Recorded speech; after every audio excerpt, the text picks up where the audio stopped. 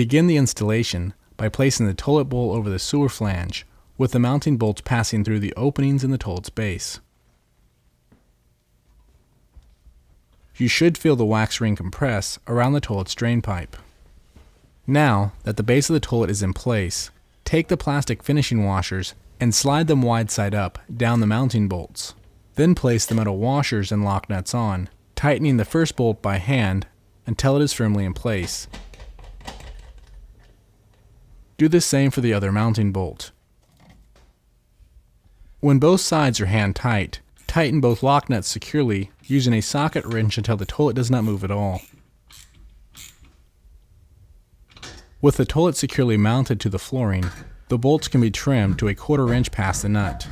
Using a mini hacksaw, carefully cut off the remainder of the mounting bolts so the entire bolt can be hidden under the plastic finishing cap. Once both bolts are cut, snap the plastic covers over the mounting bolts for a safe and finished look. Now that the toilet base has been securely mounted and connected to the sewer line, the next phase in the installation is to properly attach the toilet's tank. On new tanks, the flush valve and fill valve will come pre-installed. However, only the flush valve needs to be installed properly to mount the tank. Install the sponge gasket on the base of the flush valve assembly. Once in place, lift the tank and set it on the base of the toilet, lining up the tank mounting holes and flush valve opening. Insert the metal washers and locking nuts onto the mounting bolts and screw in place. Once all the bolts are hand tightened, use a socket wrench to evenly tighten all the bolts, keeping the tank as upright as possible. The tank should be tightly mounted to the base of the toilet, with a sponge gasket nicely compressed between the tank and the base.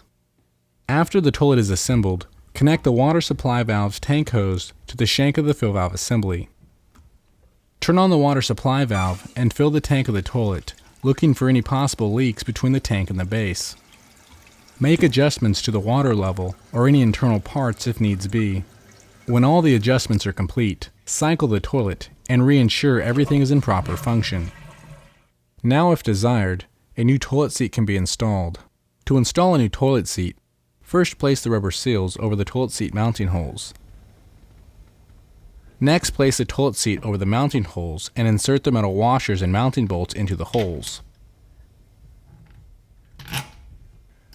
Screw from the underside of the toilet the mounting bolts lock nuts. Make sure that they are tight enough to hold the toilet seat securely in place. A screwdriver can aid in the tightening process. Ensure that the seat is securely mounted. Close the mounting caps over the mounting bolts for a finished look, and the seat is now installed and ready to use.